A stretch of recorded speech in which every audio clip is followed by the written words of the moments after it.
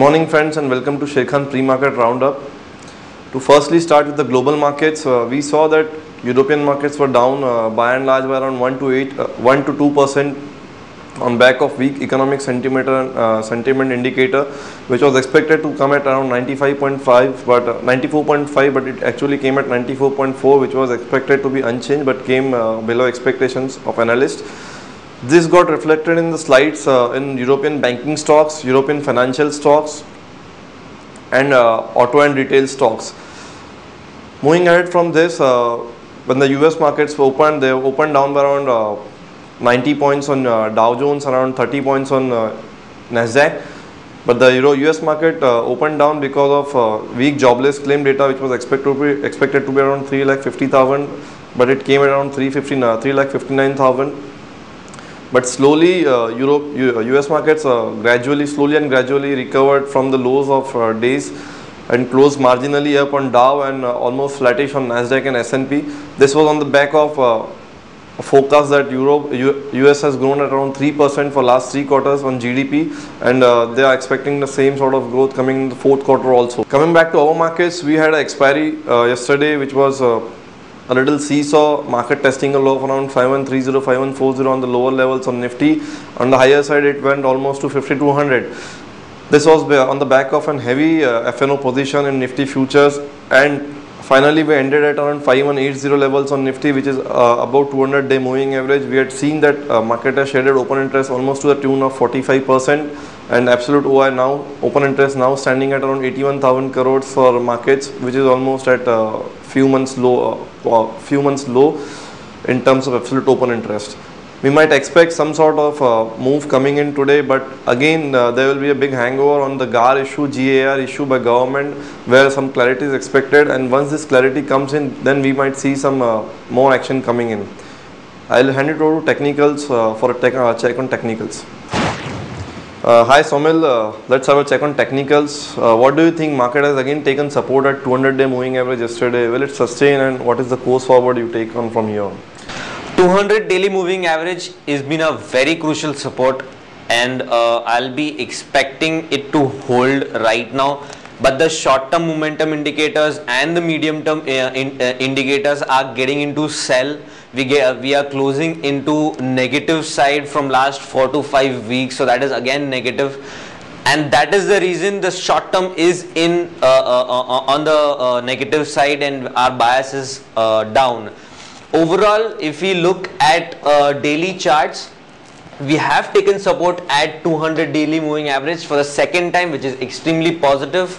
The momentum indicator is absolutely flat, and if we take support and sustain about 200 daily moving average, then we can absolutely go up till at least 5400 to 5500, which is the previous swing high, close to previous swing high. But overall, if we take a good retracement of this rally from last 1.5 month, it should be at least 61%, which is around 5000 levels. So if we don't sustain above 200 daily moving average, then we are going to at least 5000 levels. That's fine. On daily view, what is the view on hourly chart? Because if you look at those charts, there is one sort of sentiment that market taking support at 200-day moving average, a double bottom case, and some bounce on the charts. Absolutely. On the hourly charts, we have witnessed a ending diagonal pattern, a falling wedge, which is a bullish pattern, and I'll be expecting a breakout on the upside, and if we sustain above 20 daily moving average, which is around 5300, then we are absolutely going up till at least 5500, 5550 levels,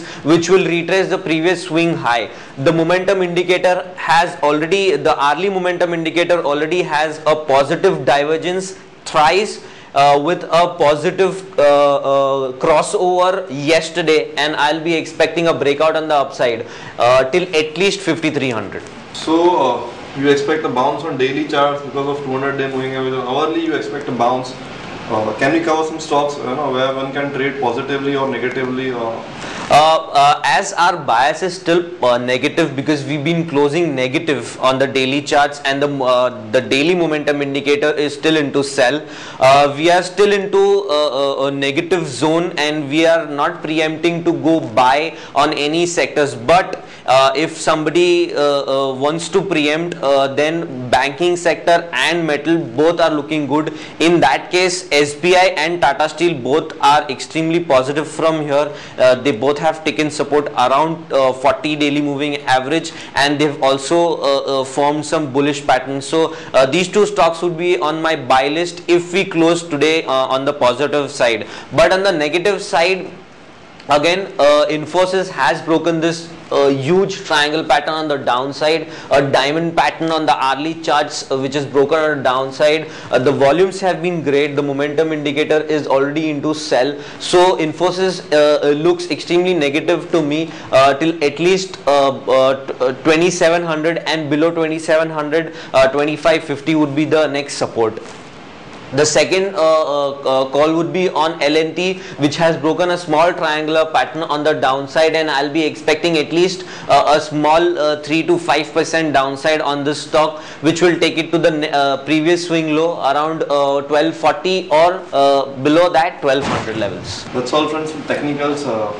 Just to sum it up, we saw that global markets were very negative yesterday on the European markets front. On the US market front, we got some smart recovery on the back of good GDP data and forecast.